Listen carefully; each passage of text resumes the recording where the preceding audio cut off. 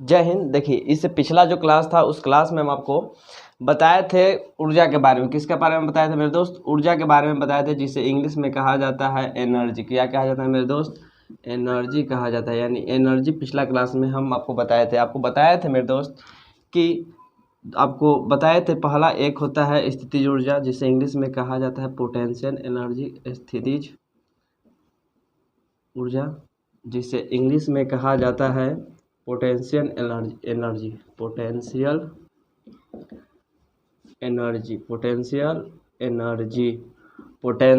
Energy. और साथ ही आपको बताए थे कि एक होता है गतिज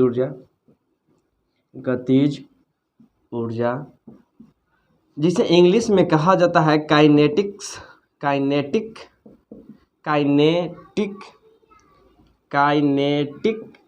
एनर्जी। आपको बताया थे कि स्थितिज ऊर्जा जो है, यानी देखिए स्थितिज ऊर्जा में पहले आया है स्थिति को भी आप तोड़ दीजिएगा तो आ जाएगा स्थित। यानी जब कोई बॉडी जो है रेस्ट में है, किस में है? रेस्ट में है। Due to rest the energy is produced, that energy is called स्थितिज ऊर्जा, यानी पोटेंशियल एनर्जी। यानी स्थिति के कारण, विरामावस्था के कारण जो उसमें ऊर्जा कैपेसिटी उत्पन्न होता है उसे स्थितिज ऊर्जा कहते हैं। और अगर इसमें देखिए पहले आया है गति, और गति के कारण अगर कोई ऊर्जा उत्पन्न होता है, यानी गति के कारण अगर कोई ऊर्जा उत्पन्न होगी उसे हम लोग कहेंगे गतिज ऊर्जा, जिसे इंग्लिश में कहा जाता है काइनेटिक एनर्जी। आपको बताया था कि स्थितिज ऊर्जा पोटेंशियल एनर्जी बराबर होता है mgh, जहाँ पे m होता है मास कहने का सेंस होता है द्रव्यमान, g होता है ग्रेविटी यानी गुरुत्वीय त्वरण, और h जो होता है हाइट होता है। क्या होता है मेरे दोस्त? हाइट होता है। यहाँ पे गतिज ऊर्जा के लिए आपके एक फार्मूला बताए थे कि ½mv² होता है। अगर किसी कोई न्यूमेरिकल में आपसे पूछा जाए कि गतिज ऊर्जा निकालिए तो वहाँ पे आप ½ mv² फार्मूला यूज करके और गतिज ऊर्जा का मान ज्ञात कर सकते हैं। गतिज ऊर्जा का फार्मूला होता है ½ mv², जहाँ पे m जो है मास होता है। m क्या होता है मेरे दोस्त? मास होता है, मास। और v यहाँ पे होता है वेलोसिटी। क्या होता है मेरे दोस्त? वेलोसिटी। सबको हिंदी में लिख देते हैं। मास को हिंदी में कहा जाता है मेरे दोस्त द्रव्यमान, और वेलोसिटी को हिंदी में कहा जाता है मेरे दोस्त वेग। मास यहाँ पे भी है तो इसको भी हम लोग द्रव्यमान कह देंगे, द्रव्यमान। यहाँ पे ग्रेविटी है, ग्रेविटी को हिंदी में कहा जाता है गुरुत्वीय त्वरण। और हाइट यानी कि ऊंचाई। आपको बताया था साथ ही कि अगर कोई पंखा यहाँ पे लटका हुआ है, अभी चल नहीं रहा है, मूविंग पोजीशन में नहीं है, एकदम जस्ट लटका हुआ है, तो ओकरा में बउआ स्थितिज ऊर्जा आएगा। स्थितिज ऊर्जा ही चल जाएगा कि वो अभी स्थित है, यानी रेस्ट का अवस्था में। अगर वो रेस्ट का अवस्था में है तो ओकरा कारण ओकरा में जो ऊर्जा आएगा ओकरा स्थितिज ऊर्जा कहेंगे। अगर वही पंखा चलना स्टार्ट कर दिया, दम मुड़ी धर के दमने लगा, इस तरीके से चलने लगा, तो ओकरा में गतिज ऊर्जा आ जाएगा। यानी जब वो मूव कर लेगा, मूवेबल हो जाएगा, तो उसमें जो ऊर्जा आएगा उसमें गतिज ऊर्जा आ जाएगा, जिसे इंग्लिश में हम लोग कहते हैं काइनेटिक एनर्जी। यानी पंखा में दोनों एनर्जी है। अगर रुका हुआ है तो स्थितिज ऊर्जा, और अगर घूमने लगा, अपना जो उसका काम है, पंखा गोल गोल को घूमता है, यानी जब अपना काम करने लगा तो उसमें आ गया गतिज ऊर्जा। इतना बात आपको बताया था। सबसे पहले आपको बताया था कि ऊर्जा आखिर होता क्या है। तो देखिए, कार्य करने की क्षमता को क्या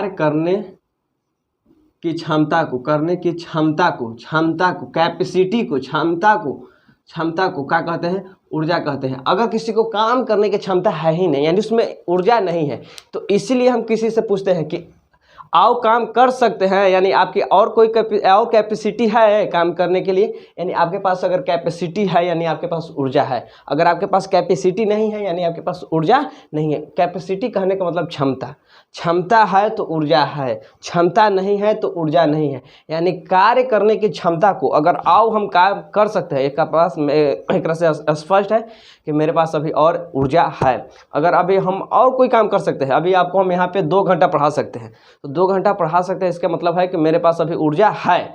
अगर हम यहाँ पे कह दें कि अब मेरा क्षमता नहीं है, या कोई काम ना व्यक्ति बोल देता है कि अब मेरे बस के बाहर है, अब मेरा क्षमता से बाहर है, यानी मेरी कैपेसिटी से बाहर है, अब हम नहीं कर सकते, मेरे पास ऊर्जा अब नहीं है। लेकिन हम अब यहाँ पे कहें कि आपको हम 4 घंटा पढ़ा सकते हैं, मेरी क्षमता अभी बाकी है, यानी मेरे पास अभी ऊर्जा है। ऊर्जा को इंग्लिश में एनर्जी कहते हैं।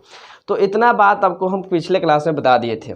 अगर हम आपको कहेंगे चैनल को सब्सक्राइब कीजिए, तो आप चैनल को सब्सक्राइब कीजिएगा न कीजिएगा, आप पे डिपेंड करेगा। इसलिए आप खुद सोचिएगा, अगर वीडियो से कोई बेनिफिट है, लाभ है, जो मेहनत करे, जो पसीना निकल रहा है, अगर इससे आपको कुछ इम्प्रेशन होता है कुछ, तो आप वीडियो को लाइक करके चैनल को सब्सक्राइब कर सकते हैं, अन्यथा कोई जोर ज़बरदस्ती नहीं है, आप वीडियो को सिर्फ देखिए। तो पिछले क्लास में हम आपको इतना बात बता दिए थे। पहला जो लेक्चर था उसमें आपको हम वर्क के बारे में बता दिए, इस लेक्चर में आपको हम ऊर्जा के बारे में बता दिए, यानी एनर्जी के बारे में बता दिए। अब बच गया मात्र एक पावर, उसे भी आप लोग यहाँ पे हम लोग आज पावर भी देख लेंगे। चलिए यहाँ पे हम लोग पावर को देखने से पहले, यानी वो चैप्टर का नाम है मेरे दोस्त work, power and energy. Chapter का नाम क्या है मेरे दोस्त? Work, power and energy. तो वर्क हम लोग देख लिए, पावर देख लिया, और आज नहीं, सॉरी, पावर नहीं देखे, एनर्जी देख ली है, यानी कार्य, शक्ति तथा ऊर्जा, यानी हम लोग ऊर्जा देख लिए, कार्य देख लिए। तो आज हम लोग यहाँ पे शक्ति देखेंगे। तो शक्ति को देखने से पहले, यानी अभी हम लोग शक्ति को नहीं देखेंगे, ऊर्जा से रिलेटेड यानी एनर्जी से रिलेटेड यहाँ पे एक आप हमको न्यूमेरिकल बता दिए, क्योंकि पिछला क्लास में हम लोग किससे, पोटेंशियल एनर्जी यानी गतिज स्थितिज ऊर्जा से हम लोग एक न्यूमेरिकल देखे थे। तो आज यहाँ पे हम आपको एक गतिज ऊर्जा से रिलेटेड न्यूमेरिकल देते हैं। आप उस न्यूमेरिकल को सॉल्व करने की कोशिश कीजिएगा, आप एकदम आराम से सॉल्व कर दीजिएगा। अगर 12 kg का कोई पत्थर है, 12 kg के पत्थर को 12 kg के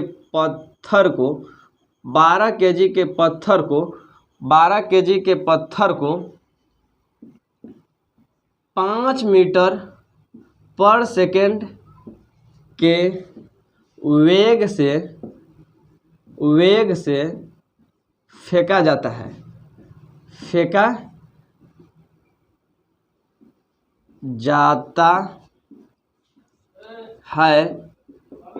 तो गतिज ऊर्जा का मान बताइए। गतिज ऊर्जा का मान बताइए। देखिए, सबसे पहले आपको हम बताया है कि न्यूमेरिकल कितना भी इजी हो, कितना भी हार्ड हो, इससे कोई मतलब नहीं है। एकदम बारीकी से बनाना स्टार्ट कीजिएगा तो आपसे हर न्यूमेरिकल बनेगा। सबसे पहले यहाँ लिखे दिए गिवन डाटा का इस न्यूमेरिकल में दिया हुआ है। सबसे पहले दिया गया है मास, यानी एम का मान दिया गया है कितना, 12 kg। तो यहाँ पर लिख दीजिए कि 12 kg। साथ ही दिया गया है यहाँ पे वेलोसिटी यानी v का मान 5 मीटर प्रति सेकेंड, इसको यहाँ पे लिख दीजिए कि 5 मीटर पर सेकेंड दिया गया है। साथ ही यहाँ पे लिखिए कि एज वी नो डैट, जैसा कि हम लोग जानते हैं एक फार्मूला, यानी काइनेटिक एनर्जी के ई बराबर है, यानी गतिज ऊर्जा बराबर है, इसे क्या लिखेंगे, गतिज ऊर्जा बराबर हम फार्मूला जानते हैं, क्या जानते हैं मेरे दोस्त, हाफ एम वी स्क्वायर। तो यहाँ पे देखिए हम फार्मूला जानते हैं हाफ एम वी स्क्वायर। तो यहाँ पे हाफ जैसे है वैसे छोड़ दीजिए, एम की जगह पर कितना है 12, यहाँ पे 12 लिख देंगे, गुना भी का स्क्वायर कर देंगे, यानी 5 को हम लोग यहाँ पे 2 बार गुना कर देंगे, 6 दूना 12, 25, 25 छक्का 150, यानी 150 जूल इसका आंसर होगा किसका, काइनेटिक एनर्जी का। तो हम उम्मीद करते हैं कि यहाँ पे आप आराम से समझ में आपको आ गया होगा, आप समझ गए होंगे। तो चलिए इसे आप नोट डाउन कर लीजिए। इसके बाद हम लोग यहाँ पे एक रिलेशन देखते हैं। क्या रिलेशन देखते हैं यहाँ पे, थोड़ा इसे देख लीजिए क्या यहाँ पे बताना चाहते हैं। देखिए कभी कभी क्या करेगा कि यहाँ पे जो एम का मान है, यहाँ पे जो भी का मान है, यानी वेलोसिटी का मान नहीं देगा। क्या करेगा? मान नहीं देगा, वेलोसिटी का मान नहीं देगा। और यहाँ पे आपको मान दे देगा संवेग का। किसका? संवेग का। संवेग का मान दे देगा और उसके बाद आपसे पूछेगा कि गतिज ऊर्जा का मान आप बताइए। तो आखिर हम जब रिलेशन जानेंगे, यहाँ से वहाँ तक जाने के लिए समझेंगे कि आखिर कैसे हम, अगर वेग यहाँ पे न दिया हुआ रहे, इसके स्थान पर हम लोग को संवेग दे दे। क्या दे दे? संवेग दे दे। यानी जब संवेग दे देगा तो हम लोग क्या करेंगे, तो उसके लिए आपको यहाँ पे एक छोटा सा रिलेशन बता देते हैं। उस रिलेशन के माध्यम से अब अगर वेग ना भी दिया हुआ रहेगा तो आप आराम से बना सकते हैं। तो चलिए, इसमें से जो जो आप इम्पोर्टेंट है उसे नोट डाउन करना चाहते हैं उसे नोट डाउन कर लीजिए। उसके बाद यहाँ पे आपको हम छोटा सा एकदम रिलेशन बता देते हैं। उस रिलेशन के माध्यम से अगर वेग ना भी देगा तभी आप क्वेश्चन को आराम से आप बना लीजिएगा।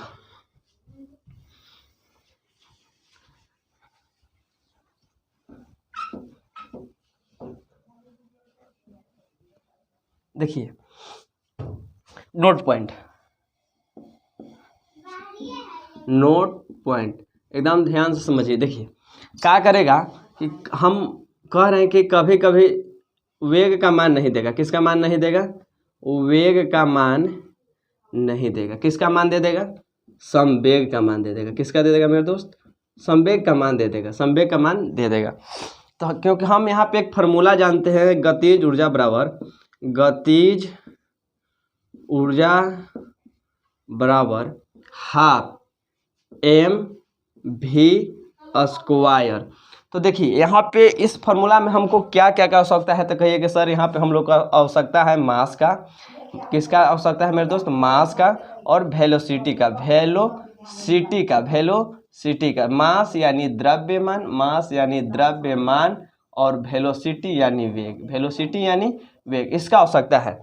तो लेकिन क्या करेगा, कह रहे हैं यहाँ पे कि क्वेश्चन में वेग का मान नहीं देगा, इसके स्थान पर किसका मान दे देगा मेरे दोस्त? संवेग का। संवेग का।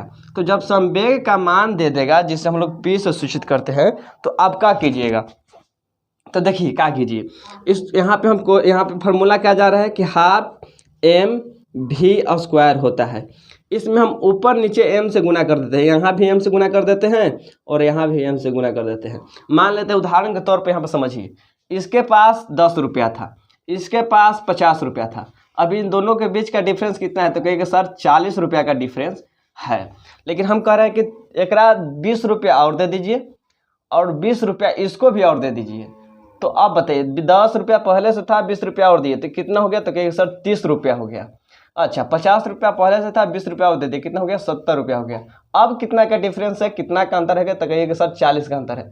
यानी देने के बाद भी 40 का अंतर और न भी दिए थे तभी 40 का अंतर। इससे हम यहाँ पे कहना चाह रहे हैं कि जब दोनों को हम समान रुपया देंगे, माने इसके पास पहले से कितना, उसे हमको कोई मतलब नहीं, हम इसको भी 20 रुपया देंगे, इसको भी 20 रुपया देंगे, उसके बाद भी अगर हम डिफरेंस देखेंगे तो डिफरेंस क्या होगा? समान होगा, इक्वल होगा। क्या होगा मेरे दोस्त? इक्वल होगा। तो जब देने के बाद भी दोनों का मतलब डिफरेंस जो है, जो अंतर है, वो समान है, तो इससे क्या हुआ कि आप कहना, यहाँ से हम क्या कह सकते हैं कि अगर दोनों को आप समान पैसा दीजिएगा, यानी इक्वल पैसा दीजिएगा, तो कोई चेंजिंग नहीं होता है। बस वैसे ही समझिए कि यहाँ पे हम गुना में भी m दे दिए और भागा में भी m दे दीजिए। यहाँ से चाहेंगे तो इसी को हम काट देंगे, लेकिन नहीं, काटने के लिए थोड़ा दी है, चाहेंगे तो काट सकते हैं, लेकिन फिर इसके बराबर हो जाएगा। तो हम यहाँ पे काट भी सकेंगे, नहीं भी काटेंगे, तो हम यहाँ पे दिए हैं अभी।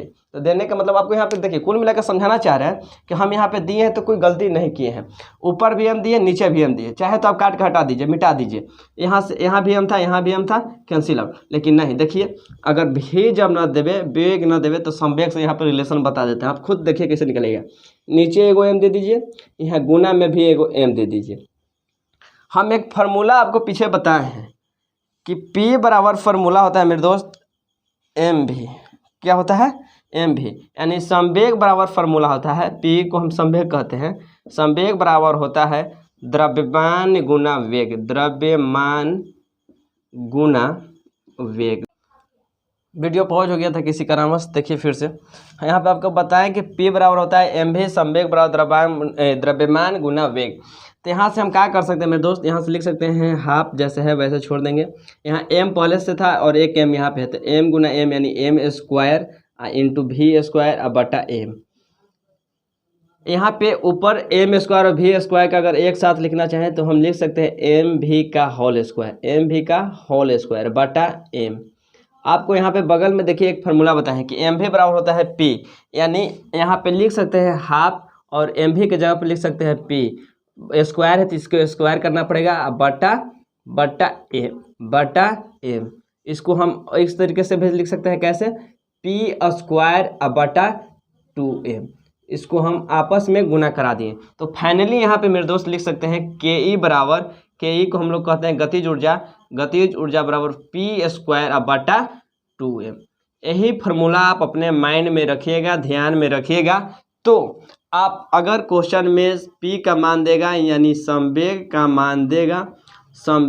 मान देगा तो आप आसानी से इस क्वेश्चन को सोल्व कर दीजिएगा। कैसे, अगर वेग का मान देगा तो हाफ एम वी स्क्वायर का प्रयोग कीजिएगा, और अगर वेग का मान नहीं देगा तो आप पी स्क्वायर बटा 2m का उपयोग कीजिएगा। किसके बराबर, काइनेटिक एनर्जी यानी गतिज ऊर्जा बराबर होता है पी स्क्वायर बटा 2m। तो हम उम्मीद करते हैं मेरे दोस्त कि यहाँ तक आपको समझ में बिल्कुल एकदम आसानी वे में और बेहतरीन अंदाज में समझ में आ गया होगा। तो चलिए इसे हम मिटा के और यहाँ पे आपको हम जो एक बचा हुआ है शक्ति उसे बता देते हैं और यहाँ पे चैप्टर ख़त्म हो जाएगा। इसके बाद नेक्स्ट चैप्टर हम लोग देखेंगे और कल से आपको केमिस्ट्री भी मिलना स्टार्ट हो जाएगा। तो आपसे हम गुजारिश करेंगे कि पहले वीडियो को आप पॉज करके ही नोट डाउन कीजिए, क्योंकि आप नोट डाउन ऐसे नहीं कर सकते हैं। देखिए कार्य हम लोग देख लिए इससे पहले वाले लेक्चर में, मैंने इससे 2 लेक्चर पहले, कल वाले लेक्चर में हम लोग ऊर्जा देख ली। आज हम लोग देखेंगे क्या, शक्ति। क्या देखेंगे मेरे दोस्त, शक्ति, जिसे इंग्लिश में कहा जाता है पावर। क्या कहा जाता है, पावर। अगर आप पावर का डिफिनेशन बताना चाहते हैं तो पावर कुछ नहीं है। अगर पावर को देखिए, शक्ति को इंग्लिश में क्या कहते हैं, पावर कहते हैं। क्या कहते हैं मेरे दोस्त, पावर कहते हैं। तो पी का क्या, पावर का पहला लेटर क्या है, तो कहिएगा सर पी, यानी पी बराबर होता है W upon T. W upon क्या होता है, टी, जहाँ पे W जो है वो वर्क है। क्या है मेरे दोस्त, वर्क, जिसे हिंदी में कहा जाता है कार्य, और टी जो है टाइम है। क्या है मेरे दोस्त, टाइम है, जिसे कहा जाता है समय। तो देखिए एक आपको हम लैंग्वेज बताते हैं, उस लैंग्वेज से ही मतलब शक्ति का डिफिनेशन बता सकते हैं। क्या, कि कोई भी शब्द है अगर वो बटा के नीचे है तो शब्द में लगा दीजिएगा एकांक। काची लगा दीजिएगा मेरे दोस्त, एकांक। अगर एकांक, अच्छा जब ऐसे कह रहा है कि जब कोई शब्द में आप एकांक लगा दीजिए इसका मतलब नीचे है। अगर कोई शब्द में एकांक लगा हुआ है यानी वो नीचे है। तो यहाँ पे हम अगर आपसे यहाँ पे कोई पूछे कि बताइए शक्ति का परिभाषा क्या होगा, तो एकांक समय में, कितना समय है मेरे दोस्त, एकांक समय में किया गया कार्य जो होता है, किया गया कार्य शक्ति कहलाता है। यानी यहाँ डिफिनेशन के तौर पे हम लोग लिख सकते हैं शक्ति बराबर, शक्ति का डिफिनेशन क्या ले सकते हैं, जिसे इंग्लिश में बोलेंगे पावर। लिख सकते हैं एकांक समय में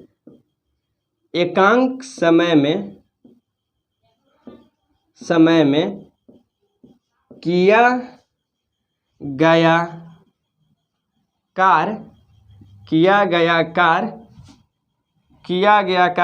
शक्ति कहलाता है। शक्ति कहलाता है। यहाँ पे हम फॉर्मूला क्या लिख सकते हैं, शक्ति बराबर कार्य बटा समय। एकांक किसमें लगा हुआ है, समय में, तो नीचे चलेगा। इसको हम लोग शक्ति को पी से लिख सकते हैं, शक्ति को हम लोग किस से लिख सकते हैं, पी से। तो लिख देंगे कि P बराबर W, ऊपर कितना क्या है, कार्य, तो कार्य को हम लोग W से लिखते हैं, समय को हम लोग T से लिखते हैं, यानी P बराबर W बटा T। साथ ही यहाँ पे एक और आप ध्यान में रखिएगा कि इसका एसआई मात्रक क्या होगा, यानी शक्ति का एसआई मात्रक क्या होगा, तो यहाँ से लिख सकते हैं इसका जूल होगा बटा सेकेंड। यानी शक्ति यानी पावर, शक्ति का एसआई मात्रक जो होगा, एसआई मात्रक जूल सेकेंड होगा। क्या होगा मेरे दोस्त, जूल सेकेंड होगा, जूल सेकेंड, या इसी को हम लोग कहते हैं वाट। क्या कहते हैं मेरे दोस्त, वाट। क्या कहते हैं, वाट। यानी शक्ति का एसआई मात्रक क्या होगा, वाट या जूल प्रति सेकेंड। कभी कभी आप सुने होंगे कि आपके घर में कि कितना एचपी का मोटर है, जो कल में मोटर लगा हुआ रहता है या कोई भी मोटर, तो सुनते होंगे कि 2 एचपी का है। कितना एचपी का है? 2 एचपी का है, 3 एचपी का है या 1 एचपी का है। तो एचपी मतलब क्या समझते हैं? तो एचपी मतलब होता है हॉर्स पावर। क्या? Horse power. इसी को हिंदी में कहते हैं मतलब हॉर्स को संस्कृत के लैंग्वेज में कहा जाता है अश्व। क्या कहा जाता है? अश्व।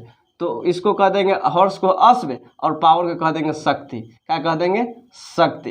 यानी इसी को हम लोग हिंदी के लैंग्वेज में कहते हैं अश्व शक्ति। तो आपको यहाँ पे बता दें कि 1 एचपी बराबर जो होता है 746 वाट होता है। कितना होता है? 746 वाट।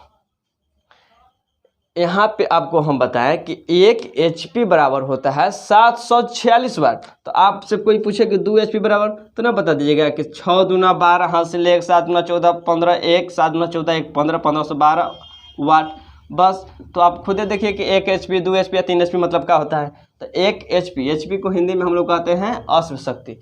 तो यहाँ तक आपको हम इतना बताएं और उम्मीद करते हैं कि समझ में आया होगा। और यहीं पर ये चैप्टर जो है वर्क पावर और एनर्जी कंप्लीट रूप से ख़त्म हो गया। तो इसके बाद हम लोग नया चैप्टर देखेंगे, साथ ही केमिस्ट्री भी देखना स्टार्ट कर देंगे।